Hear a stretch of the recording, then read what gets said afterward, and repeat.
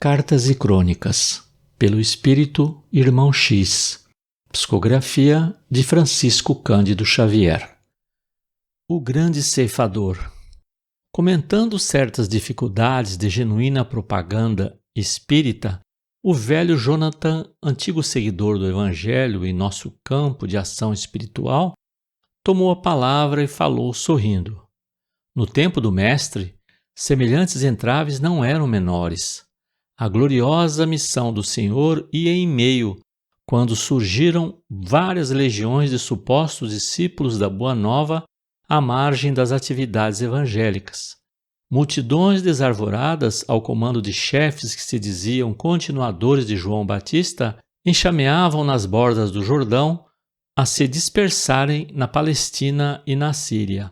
Capitães da revolta popular contra o domínio romano, após ouvirem as lições do Senhor, usavam-lhe a doutrina, criando a discórdia sistematizada em nome da solidariedade humana nos diversos vilarejos que circulavam o Tiberíades.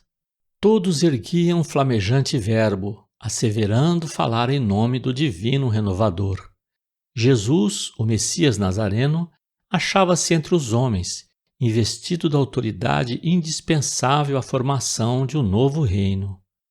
Destruiria os potentados estrangeiros e aniquilaria ditadores do poder. Discursos preciosos faziam-se ouvir do cenáculo do povo e nos quadros rústicos da natureza, exaltando a boa vontade e a comunhão das almas, o devotamento e a tolerância entre as criaturas. Milhares de ouvintes escutavam, enlevados, as pregações estáticos e felizes, qual se já respirassem num mundo novo. Contudo, no turbilhão dos conceitos vibrantes e nobres, alinhavam-se aqueles que, arrecadando dinheiro para socorro às viúvas e aos órfãos, olvidavam-nos deliberadamente para enriquecerem a própria bolsa, e apareciam os oportunistas que, em se incumbindo da doutrinação referente à fraternidade, utilizavam-se da frase primorosa e bem feita para a realização das mais baixas manobras políticas.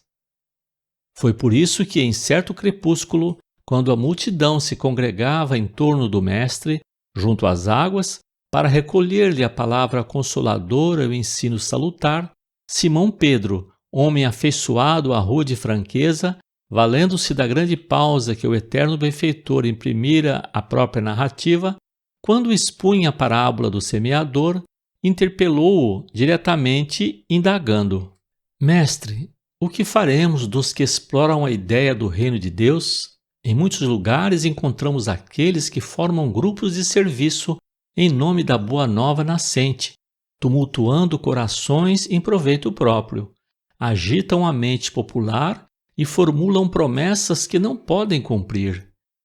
Em Betsaida temos a falange de Berequias Ben-Zenon, que a dirige com entusiasmo dominante, apropriando-se-vos da mensagem sublime para solicitar as dracmas de pobres pescadores, alegando destiná-las aos doentes e às viúvas, mas embora preste auxílio a reduzido número de infortunados, guarda para si mesmo a maior parte das ofertas amealhadas. E ainda hoje, em Cafarnaum, ouvi a prédica brilhante de Aminadab ben Azor, que se prevalece de vossas lições divinas para induzir o povo à indisciplina e à perturbação. Não obstante, pronuncia afirmativas e preces que reconfortam o espírito dos que sofrem nos caminhos árduos da terra. Como agir, Senhor? Será justo nos subordinemos à astúcia dos ambiciosos e à manha dos velhacos?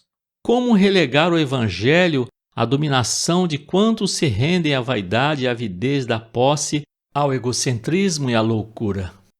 Jesus meditou alguns instantes e replicou: Simão, antes de tudo é preciso considerar que o crime confesso encontra na lei a corrigenda estabelecida. Quem rouba é furtado, quem ilude os outros engana a si próprio, e quem fere será ferido. Mas, Senhor, tornou o apóstolo, no processo em exame, creio seja necessário ponderar que os males decorrentes da falsa propaganda são incomensuráveis. Não haverá recurso para assustá-los de imediato? o excelso amigo considerou-o paciente. Se há juízes no mundo que nasceram para o duro mistério de retificar, aqui nos achamos para a obra do auxílio. Não podemos olvidar que os verdadeiros discípulos da Boa Nova, atentos à missão de amor que lhes cabe, não dispõem de tempo e disposição para partilhar as atividades dos irmãos menos responsáveis. Além disso, baseando-me em sua própria palavra, não estamos diante de companheiros totalmente esquecidos da caridade. Disseste que Berequias ben Zenon, pelo menos, ampara alguns infelizes que lhe cercam a estrada, e que Aminadab ben Azor, no seio das palavras insensatas que pronuncia, encaixa ensinamentos e orações de valia para os necessitados de luz.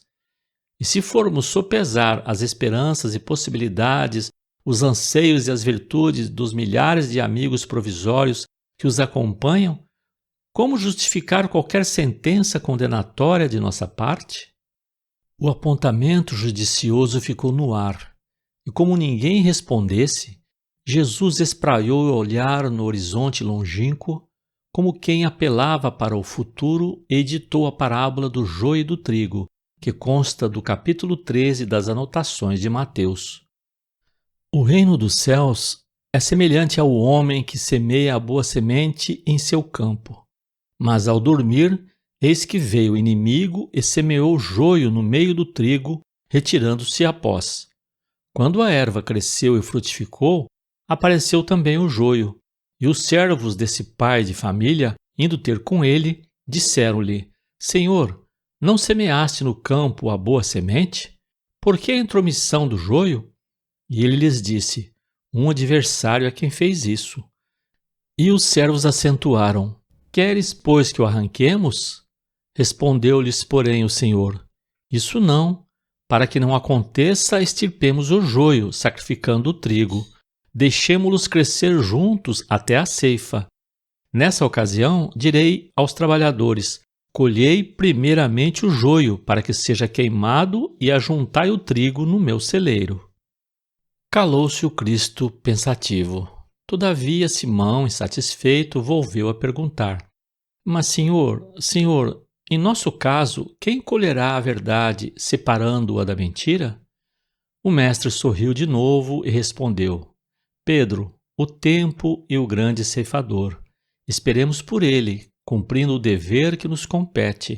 A vida e a justiça pertencem ao Pai, e o Pai decidirá quanto aos assuntos da vida e da justiça.